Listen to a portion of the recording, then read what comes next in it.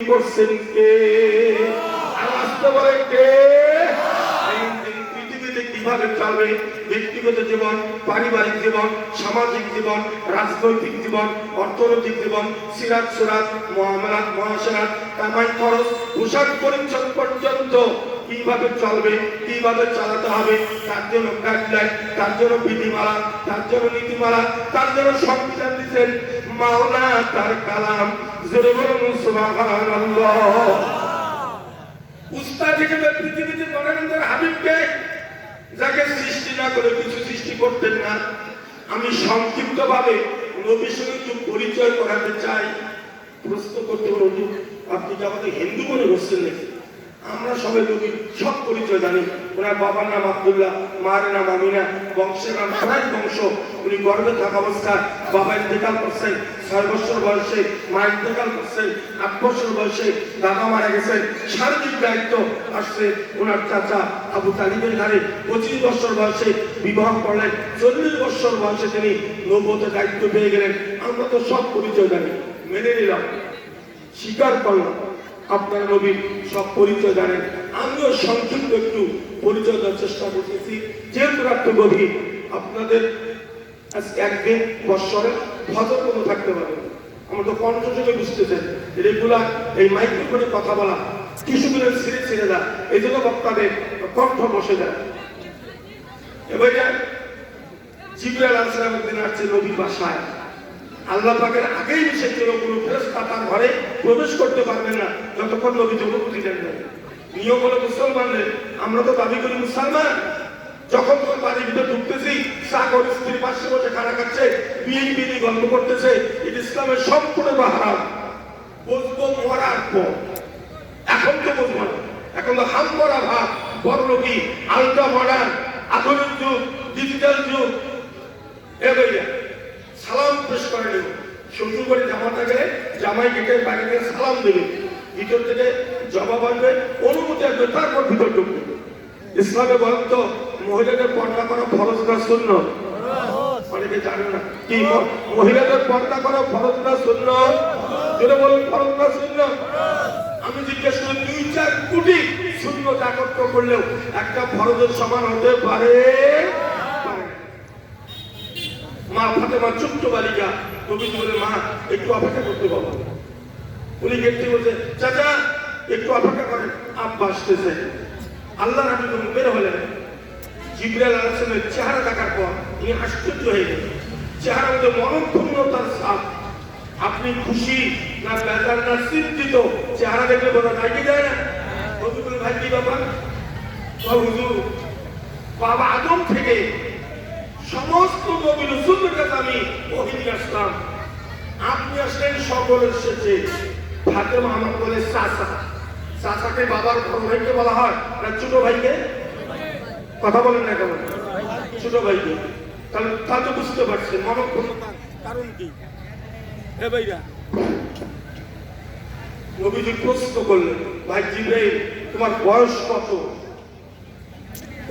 বয়স তো বলতে পারি না, তোমাকে গণনা করতে পারি।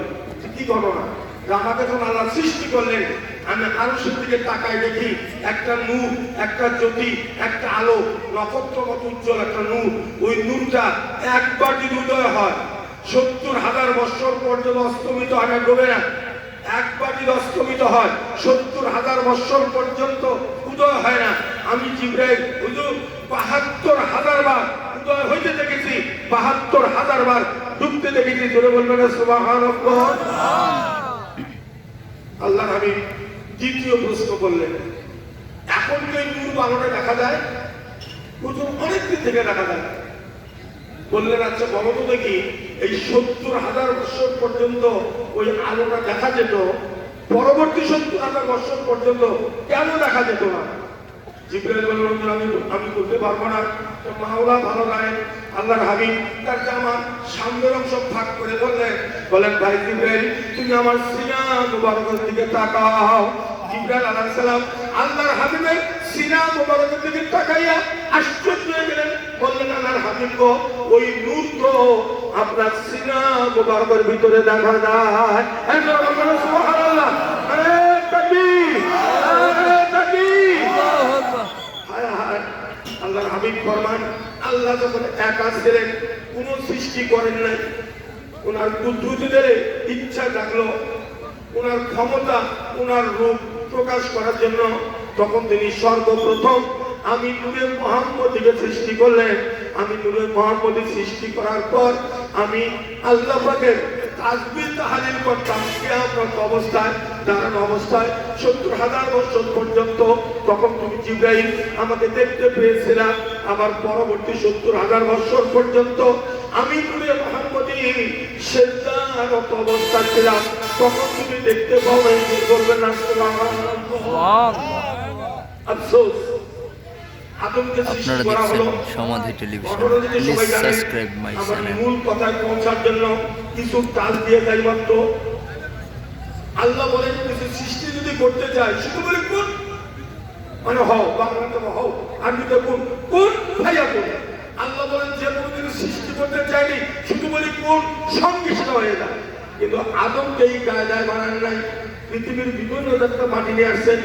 পরোটা করার সময় আটা বা ময়দা যেভাবে খামি করা হয়, ওইভাবে খামি করা হলো। আল্লাহ পাক ডিরেকশন দিচ্ছেন, এইভাবে পা বানাও, হাঁটু বানাও, পেট বানাও, পিঠ বানাও, গলা পর্যন্ত হয়ে গেল। হিন্দু ভাইদের মূর্তির মতো গলা পর্যন্ত হয়ে গেল। আল্লাহ বললেন দাঁড়াও, আদমের মুখমণ্ডলটা আমি মাওলা আমার কুদরতি হাত দ্বারা বানাবো। চিন্তা না করি বুদ্ধি, আমি বড় বক্তি, বড় ডাক্তার, মামাকে আমার কবরে আয়, তোর বুদ্ধিগিরি কবর ছুটাই দেব। তুমি আমাকে চেনো না, নিজেকে চেনো না, আমাকে চেনো না, তুই বড় বুদ্ধি দিবি। আশ্চর্য ঘটনা, আধার জায়গা। এই যে পোস্টারটা করছে, বিশাল একটা পোস্টার যে ফরমাট করছে, আমি যদি বলি ভাই পার পিস 50 টাকা দেবো, 6 ইঞ্চি বাই 6 ইঞ্চি, ওই ফরমাট থেকে বের করতে হবে। শিক্ষিত লোকেরা বলেন ওই ফরমাট পরিবর্তন না করে পারবে? এই কথা বলেন পারবে? বিশাল পোস্টার করছে, এই ফরমাটে 6 ইঞ্চি বাই 6 ইঞ্চি বের করা কি সম্ভব? আমার মাওলা তোমার পায়ের ফরমাট তোমার মায়ের করবে। কুপন কুটুরিতে একই ফরমাট। 10 জন ছেলে মেয়ে তৈরি করলাম, কারোর চেহারার সঙ্গে কারোর চেহারার মিল নাই, আছে। আফসোস, আল্লাহ পাক বলে এখানে শেষ নয়। কাহারও কণ্ঠস্বরের সঙ্গে কাহারও কণ্ঠস্বরে মিল নাই। হাজী সাহেবের সাথে দীর্ঘদিন ছিলাম, অনেকক্ষণ ছিলাম। উনি বললেন ওনার 6 জন ছেলে, 6 জন ছেলের চেহারা কি একরকম? কথা বলেন, কণ্ঠস্বর কি একরকম? বক্তা একা কথা বলে সিদ্ধান্তে পৌঁছা যাবে না, শ্রোতাকে কথা বলতে হবে। উত্তর দিলে বুঝি আমি যে বলছি তা আপনারা বুঝতেছেন, রসদ আমার মন বলতেছে, ঘুমাচ্ছেন আপনারা, কষ্ট পাচ্ছেন নাকি? এ ভাই এখানেই শেষ নয়। মাওলা দেখতে চান, আসমানে শুধু মাওলাকে মানে যে নিজেকে চিনতে পারে তার পক্ষেই সম্ভব মাওলার পরিচয় পাওয়া। চলে বলতে হবে সুবহানাল্লাহ। এই আঙ্গুলের ছাপ 1 ইঞ্চি জায়গা। অতীতে দেশের মানুষ চলে গেছে বাবা আদম থেকে, বর্তমানে 600-700 কোটি মানুষ আগামী জানবে। কারো আঙ্গুলের ছাপের সঙ্গে কারো আঙ্গুলের ছাপের মিল নাই, আছে? জোরে বলেন আছে? আল্লাহ কোথায় আসমানে, 7 আসমানে আরশের উপর থাকে। আফসোস, ভাবিয়া চিন্তিয়া যেন মাওলার কবরে যায়, সৃষ্টি বস্তুর দিকে তাকাই নেই, মাওলার পরিচয় পাওয়া সম্ভব। এ দুনিয়ার মানুষ, আমার মাওলা কেমন দয়ার মাওলা। আদমকে সৃষ্টি করার পর বেহেশতে লটকা রাখলেন এই মূর্তিটা দীর্ঘদিন। তখন এই মিস্টার ইবলিস অসংখ্য ফেরেশতার উস্তাদ মুআল্লিমুল মালায়েকা ফেরেশতার উস্তাদ জি, ও বস এটা কি হলো? দেখলেন কাকা বাড়িতে বানানো একটা মূর্তি, তেমন কিছু না। আপনি বলেন তেমন কিছু না, বানানোর আগে যে সম্মেলন করলো আমাদের, সেখানে আল্লাহ বললেন আমি একটা জাতি, একটা খলিফা, একটা প্রতিনিধি। আল্লাহ বলতেছেন খলিফা, রিপ্রেজেন্টেটিভ, বাংলাদেশের প্রতিনিধি। আপনি বলতেছেন কিছু না। দাঁড়াও দেখে আসি, বলেন তো দেখি ইবলিস কি ফেরেশতা না জিন জাতি? সবাই আদে ওলামা নাই এখানে? জিন জাতি। জিন নূরের তৈরি না আগুনের তৈরি? ফেরেশতা কিসের তৈরি? ফেরেশতা নূরের তৈরি, জিন হলো আগুনের তৈরি। এবারে আদম আলাইহিস সালাম, 7 একটা স্রোত ধারণ করতে পারেন। যে আমার সঙ্গে কিছু আত্মীয়তা আছে, একটা মাহাবীরে গেছে কুড়িয়াম সদর থানায়, মাহাবীর বিরুদ্ধে বলবো না, ফিরতেছি রাত্রি 1:30, এই 100 লোক আসা পর ওটার মধ্যে একটা ছেলে, যুবক ছেলে হাত তুলে দাঁড়াইলো, ব্রেক দিলেন, কি ব্যাপার? চা খেতে না পাগল তুমি নাকি? শীতের দিন একটা বাজে বাড়ি কোথায়? বাড়ি উত্তর থেকে 1 কিলো কাশ্মীর চক, কিন্তু মাথার বুদ্ধি আছে, অন্ধকার শীতের দিন, আর আমি 1 কিলো দেবো চা খাবো, কয়বার চা খেলাম এখানে। হ্যাঁ গেলে ভালো, কি উদ্দেশ্য কি? ওদের আমার সঙ্গে একজন জেন আর পড়ি থাকে, তো অনেক জেন পড়ে আসছে বয়ান শোনার জন্য। আমার সঙ্গে যে টিমটা থাকে এরা খুব অনুরোধ করছে আমাকে, আপনার বাড়ি নিয়ে গেলে আপনার সাথে কথা বলবে, দেখা দেবে। আমি মনে মনে ভাবছি, মনে করবো শুনছি যে দেখিনি, কথা বলে কিভাবে দেখি কি ঘটনা কি। চল গেলাম, দুধ খাইলাম, সব লম্বা ঘটনা সঙ্গে বলি। দরজা জানা বন্ধ শীতের দিন, আমি খাটে বসলাম, বেঞ্চে বসলো, বসে বলল যে ওই বেড সিসে চাপবেন, অন্ধকার আসবে, আলোতে আসবে না। টপ করে দিলাম, বাতি নিয়ে গেলাম, চেয়ার দেওয়া আছে, একটু করে টুম করে ভিতরে আওয়াজ হলো দরজা, মানে হালকা দরজা ভেঙেই ঢুকে সালাম, আসসালাম আলাইকুম। আসি মুসাফা করে বসলো, এরপর আরেকটা শব্দ, আরেকটা ঢুকলো, সালাম দিয়ে মুসাফা করে বসলো। এরপর চিকন কণ্ঠস্বর মহিলা এসে এও সালাম দিয়ে বসে গেল। এ বসলো আমার খাটে আমার কাছে, আর ওই যে চেয়ারে বসে। তারপর জিজ্ঞেস, ভাই কেন বা ডাকছেন? তো বলছে, ধরুন আমার তো অনেক বেশি জেন করি, আমরা মাহাদুরে যাই, আমার স্ত্রী মারা গেছে কিছুদিন হলে। তারপর বক্তব্য সময় মেয়েটার জেদ ধরছে, আমার এক ছেলে এক মেয়ে, ছেলেটা মিশরের আল আজহার বিশ্ববিদ্যালয়ে লেখাপড়া করতেছে। ও বগুড়া কোনো একটা হাই স্কুলে 7 জন করে একটা মহিলা ক্লাস একটা রুম নিয়ে পরে বগুড়া হাই স্কুলে পড়ে। এই মেয়েটার জেদ ধরছে আপনাকে বাপ দেয় দেওয়ার জন্য। সেজন্য আমি বলছি জিয়াউর রহমানকে যে ডেকে নিয়ে আসে। এখন মনে করি যদি কেউ বাবু বাপ দেয় দিতে চায় তো নিষেধ করা তো সম্ভব হবে। তো ঠিক আছে, যাই হোক, এই ঠিক আছে বলার পর মেয়েটা আবার দাঁড়াইলো, আবার সালামে বাবা বলে আবার পাশাপাশি বসলো। যাই হোক, এত কথা বলতেছে জিয়াপতি টিম সহ গেছে আমার বাসায়, খাওয়া দাওয়া করছে। খাওয়া করছে ওই যে খই, ধান থেকে যে খই, মিষ্টি, কলা, দুধ 5 কেজি। ওরা বলছে এই জিনিস খাই। আগে বলছে খরচ করবে না, বলছে পয়সা খরচের দরকার নেই। তারপরে খাওয়া দাওয়া করছে। আমি জিজ্ঞেস করছি, আচ্ছা হঠাৎ রাস্তাতে চলতে দিয়ে একটা মেয়ে দাঁড়িয়ে আছে, এর মধ্যে মেয়েটাকে শিয়া ঘটনা কি রে? আমরা 100টা রূপ ধারণ করতে পারি। আপনি এখন দেখুন শিয়ার দাঁড়ায় আছে নাই, এর মধ্যে একটা বিশাল সাপ, সাপটা একটা ঘোড়া দাঁড়িয়ে আছে। কথাটা এই জন্য বললাম, ইংলিশ আদালতের বডি ঢুকে গেছে, অল বডি ভ্রমণ করে বেড়ে আসছে। একটা পায়খানা থাকার ট্যাঙ্কি, একটা পেশাব থাকার ট্যাঙ্কি, একটা খাদ্য থাকার ট্যাঙ্কি বানাইছে তো কাদা বানিয়ে তেমন কিছু না। ফেরেশতারা বলে, উস্তাদজি আপনি বলেন তেমন কিছু না, আর মাওলা বলেন খলিফা তার প্রতিনিধি। ইংলিশ স্বীকার করো, শোনো, আদমের বুকের বাম পাশে বাম দুধের নিচে একটা কুঠুরি, একটা রুম, দরজাও নাই, জানালাও নাই, বহু চেষ্টা করছি, ওই রুমটা ঢুকতে পারি নাই। আমার মাওলা এই রুম সম্পর্কে কোরআনে ঘোষণা করেন, ইয়াউমা লা ইয়ানফাউ মালুন ওয়ালা বানুন ইল্লা মান আতাল্লাহা বিকলবিন সালিম। হাসরের ময়দানে তোমার ধন সম্পদ, তোমার সন্তান সন্ততি কোনো উপকার আসবে না। তোমার উপকার আসবে একমাত্র পবিত্র কলব অন্তর্বাদের জন্য। বলুন সুবহানাল্লাহ। এ ভাইয়া, এইটা মানুষের মূল জিনিস। তাকওয়ার যে বর্ণনা শুনছি না তখন, তাকওয়া কাহাকে বলে? মুখস্থ করেন আল্লাহর ভয় এবং আল্লাহর মহব্বত, এই দুইটি জিনিস যে একটা দিলে স্থান দিতে পারবে। দুইটা জিনিস কয়টা দিলে স্থান দিতে হবে? জোরে বলে সব কয়টা দিলে? একটা দিলে স্থান দিতে হবে। ভয়ের মাপকাঠি কতটুকু? যেই পরিমাণ ভয় দিলে থাকলে সে গুনার কাজ করতে পারে না। মহব্বতের মাপকাঠি কতটুকু? যতটুকু মহব্বত থাকলে আল্লাহর আদেশ অমান্য করতে পারে না। এই যে রমজানের রোজা, রমজান আলোচনা করছেন ওই গঙ্গাচরণ প্রিন্সিপাল সাহেব, এবার দীর্ঘ আলোচনা করছেন শুরু থেকে শেষ পর্যন্ত। দেখবেন অনেক হোটেলে পর্দা হয়, পর্দা দিয়ে ভিতরে খাচ্ছে, পর্দা দিয়ে খালি রেখে কোনো হয় না, কোনো হয় না। তোমরা কি বলেন, পর্দা দিতে দিনের বেলা খানা খা, দিনের বেলা গুনাহ হবে না? কথা বলেন না কেন? আফসোস, মাওলার ভয় নাই। সংক্ষেপে উদাহরণ দেই, একটা কুকুর সাপ, গোমা সাপ, জঙ্গল একটা গোমা সাপ, কুকুর সাপ, বিষাক্ত সাপ। আপনি বেকার, বিবাহ করছেন, একটা চাকরি দিবি মেয়েকে প্রেম করিয়া, ওই বউয়ের বেতনের টাকা সংসার চালান।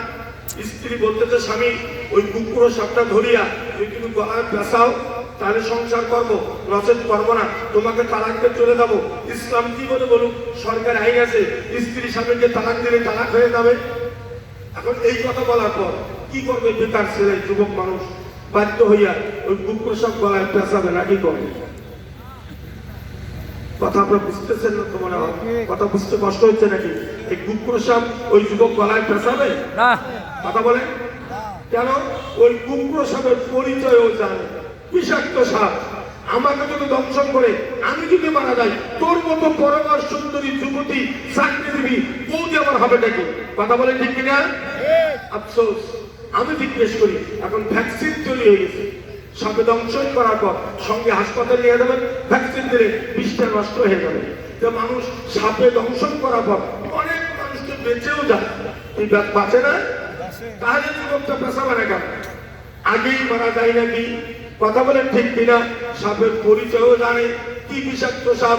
ওই সাপটাকেই 6 মাসের শিশুর সামনে দেবেন। ওই 6 মাসের শিশু, 6 মাস মাত্র বয়স, ও খেলনা মনে করবে, মাথাটা চ্যাপটা, শরীর তেল তেলে, মাঝে মাঝে ফোসফাস করে। ওই শিশু ভয় পাবে না খেলনা মনে করবে? কথা বলেন কেন? ও সাপের পরিচয় জানে না। এই কথা বলেন ঠিক কিনা?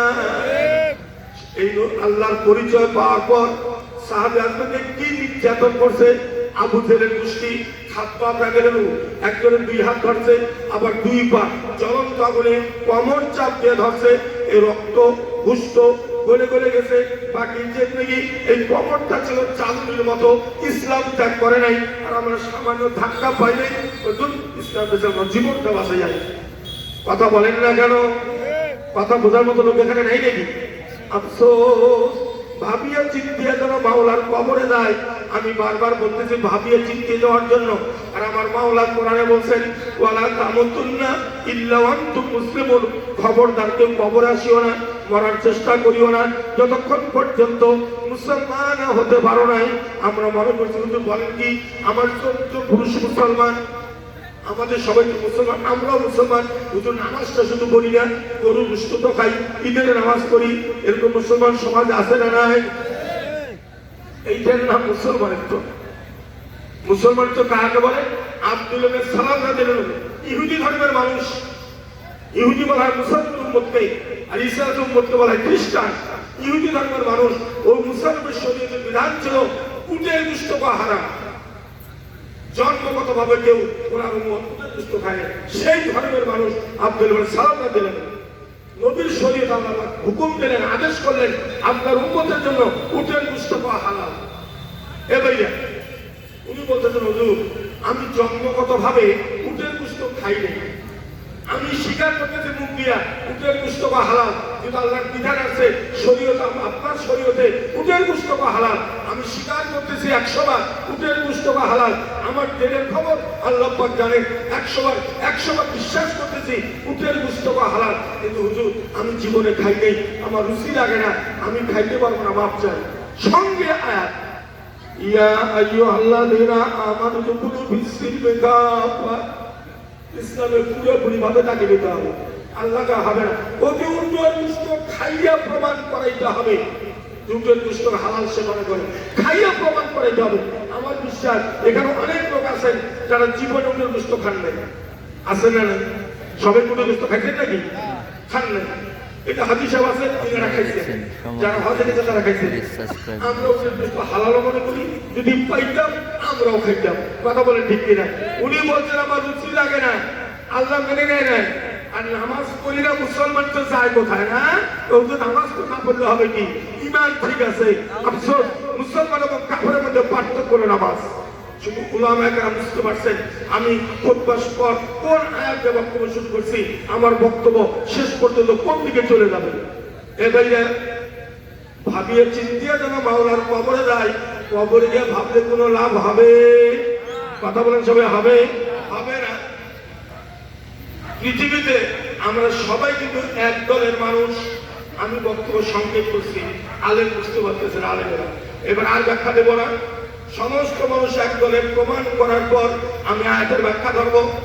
আমি জিজ্ঞেস করি, আল্লাহ বলেন যে জাতি অতীতকে বলে যারা ধ্বংস হয়, আল্লাহকে নাফরমান